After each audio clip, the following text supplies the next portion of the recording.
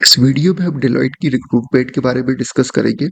तो सबसे पहले हम इसकी बात करते हैं एलिजिबिलिटी क्राइटेरिया की, क्वालिफिकेशन की। तो यहाँ पे आप देखो, जैसे ही मैं स्क्रॉल डाउन करूंगा, यहाँ पे आप देखो qualification required and eligibility eligibility section पे यहाँ पे इन्होंने क्या मांगा है, बैचलर ऑफ टेक्नोलॉजी बीटेक और बैचलर ऑफ इंजीनियरिंग बी, तो दोनों से भी है, with specialisation in computer science allied computer science stream, information technology and curricular branches. तो अगर आपने अपनी बीई बीटेक करी हो कंप्यूटर साइंस में, आईटी में या इसी तरीके की रिलेटेड ब्रांच में, तो आप इसके लिए अप्लाई कर सकते हो। या फिर आपने मास्टर ऑफ टेक्नोलॉजी एमटेक किया हो और integrated master of technology 5 years I MTech with specialisation in computer science allied computer science stream and information technology. तो या तो एमटेक किया हो या फिर बीटेक करा हो आपने इन ब्रांचेस के अंदर, तो आप इसके लिए अप्लाई कर सकते हो। या फिर आपने मास्टर ऑफ कंप्यूटर एप्लीकेशन करा हो यानी कि एमसीए किया हो, तो आप इसके लिए अप्लाई कर सकते हो। तो 3 तरीके की ग्रेजुएशन इसमें हो गई, बीटेक एमटेक और एमसीए। लेकिन पास आउट ईयर है वो सबके लिए जो है वो सेम है, वो है 2025 ग्रेजुएट्स। तो अगर आपने अपनी बीई बीटेक या फिर एमटेक या फिर एमसीए जो भी है, अगर आपने 2025 में कंप्लीट कर रखी है, मतलब करने वाले हैं, तो ही आप इसके लिए अप्लाई कर सकते हैं। वरना या फिर वरना आप इसके लिए एलिजिबल नहीं हो। बाकी एग्रीगेट यहाँ पे आप देखो, एग्रीगेट ऑफ 60% और equivalent CGPA and above in current degree with no active backlog. तो यहाँ पे देखो 60% इन्होंने थ्रू आउट नहीं मांगा। इन्होंने ऐसा नहीं बोला कि 10th में भी 60% चाहिए, 12th में भी, डिप्लोमा अगर कराओ तो वो भी, और बीटेक एमटेक में भी। बस ये बोला है एग्रीगेट ऑफ 60% और equivalent CGPA and above in current degree. Current degree यानी कि अगर आप एमसीए कर रहे हैं उसमें, या फिर बीटेक कर रहे हैं तो उसमें, या फिर एमटेक अगर कर रहे हैं, उस करंट डिग्री में आपका 60% एटलीस्ट स्कोर होना चाहिए। और कोई भी एक्टिव बैकलॉग नहीं होना चाहिए। पहले कभी आपके बैक लगे हो फर्स्ट ईयर में, सेकंड ईयर में, तो कोई इशू नहीं है। लेकिन अगर आपके अभी बैकलॉग चल रहे हैं, फाइनल ईयर में हो आप, अभी भी आपको बैकलॉग का एग्जाम देना है सप्ली का, तो आप इसके लिए एलिजिबल नहीं हो पाएंगे।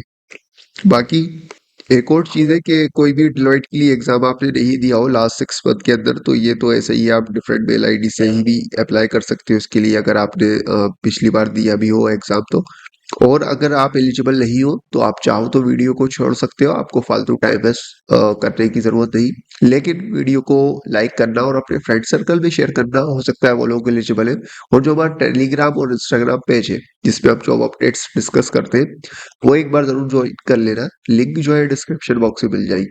इसके अलावा अगर आप हमारे चैनल पे जाओगे तो आपको काफी सारी वीडियोस मिलेगी। लेटेस्ट वीडियोस जितनी भी है वो एक बार जरूर चेकआउट करना, हो सकता है उसमें से कुछ जॉब ओपनिंग आपकी काम की हो। अब हम आगे बढ़ते हैं और कुछ अदर डिटेल देखते हैं, जैसे कि compensation. Your compensation salary will be 4 lakh per annum plus variable benefits. तो 4 लाख पर एनम मिनिमम मिलेगा, और वेरिएबल बेनिफिट्स जो है वो आपको अलग से मिलेंगे। बाकी अब इम्पोर्टेंट चीज यही है इसमें, व्यू रोल डिस्क्रिप्शन, ये थोड़ा सा ध्यान से देखना। रोल डिस्क्रिप्शन ध्यान से देखने की जरूरत नहीं है, लेकिन जो भी आपको इसमें यहाँ पे स्किल्स दिख रही है, जैसे कि specific technology capability, support technical, build test delivered solution, responsible for technical specification creation our purposes, professional development benefits to help you three, recruitment tips, ये आपको सब चीजें अच्छे तरीके से पढ़ लेना है। एनालिस्ट ट्रेनी, और आपको क्या काम करना होगा, are you have quick learner with willingness to work new technologies, ये सब चीजें पढ़ना है। और फिर जो भी आपको कीवर्ड्स मिले, आप एक काम करना, या फिर ये सारा जॉब डिस्क्रिप्शन आप चैट जीपीटी पर डालना, और फिर उससे बोलना है कि इसके कीवर्ड्स दे दो मुझे, स्किल्स जो भी इस जॉब डिस्क्रिप्शन के लिए चाहिए वो मुझे बता दो। और वो सारी स्किल्स कीवर्ड्स आप अपने रिज्यूमे में ऐड करना। और जब आप अप्लाई फॉर्म फिल करोगे अप्लाई करने के लिए, तो वो रिज्यूमे आप अपलोड करना, तो रिवर्ट आपका 100% फिर आएगा।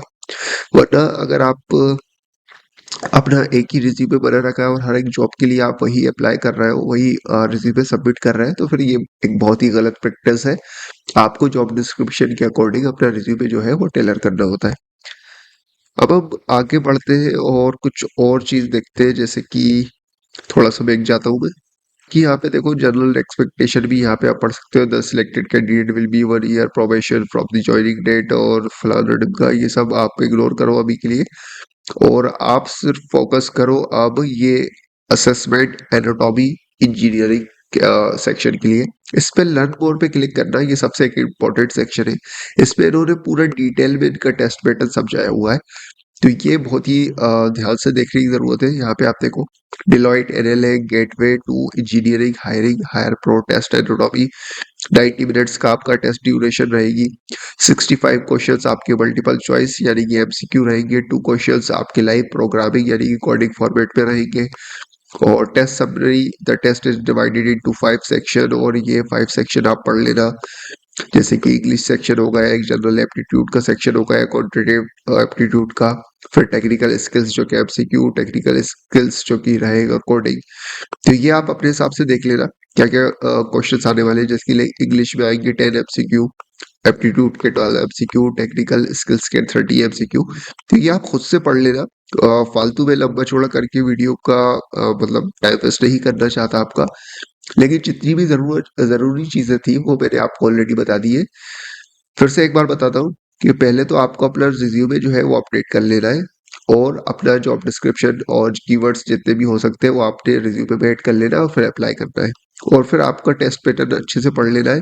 और फिर अब हम आते हैं एप्लीकेशन प्रोसेस पे कि किस तरीके से आपको अप्लाई करना है।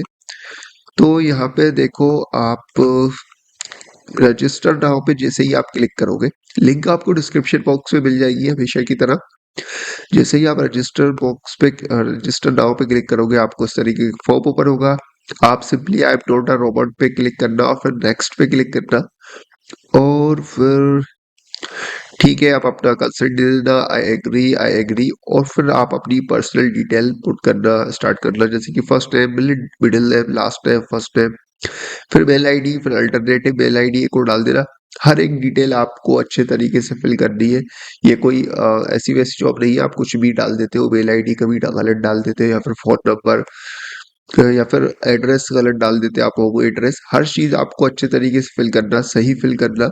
और present address detail, current address, education detail, other detail, सारी चीजें आपको अच्छे तरीके से पढ़ पढ़ के सबमिट कर दी है। वर्क एक्सपीरियंस को आप इग्नोर करो, जब ये फ्रेशर की ही जॉब है। 25 ग्रेजुएशन इन्होंने मांगा है, तो फिर एक्सपीरियंस कहाँ से होगा? पता नहीं हर बात पे ये लोग एक्सपीरियंस कहाँ से घुसेड़ देते हैं बीच में। Deloitte alumni information, are you a former employ of Deloitte? अब बताओ भाई, 2025 में ग्रेजुएट होने वाला हूँ मैं, कैसे डिलॉइट का पहले से एलुमनी रहा हूँ मैं, कैसे एम्प्लॉय हो सकता हूँ उनका?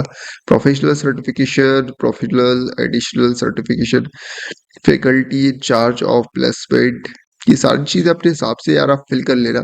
और यहाँ पे फिर आप अपना फोटो रिज्यूमे सबमिट करके, फोटो आप पीएचई या जेपीजी फाइल में इसमें इंक्लूड कर लेना, और फिर यहाँ पे पीडीएफ फॉर्मेट में आप अपना रिज्यूमे या फिर डॉक में भी आप कर सकते हो। फिर आप सबमिट पे क्लिक करोगे तो आपका फॉर्म सबमिट हो जाएगा। आई होप इतना आप कर पाओगे, क्योंकि मुझे वैसे यूजुअली जब इतना लंबा चौड़ा फॉर्म होता है तो मैं सबमिट करके बता देता हूँ, लेकिन आप लोग बीटेक एमटेक वाले हो यार, एमसीए वाले हो, तो फिर मुझे लगता है इतना तो कर ही लोगे आप लोग। बाकी अगर कहीं उलझ जाते हो, दिक्कत होती है, तो कमेंट में पूछ लेना, या फिर मुझे इंस्टाग्राम पे जब मैसेज करोगे अगर कुछ दिक्कत आएगी तो मैं स्क्रीनशॉट सेंड कर देना, मैं आपको पर्सनली गाइड कर दूंगा कि हाँ भाई इस तरीके से आपको फॉर्म सबमिट करना है। मिलता है नेक्स्ट वीडियो में। Goodbye, best of luck, take care.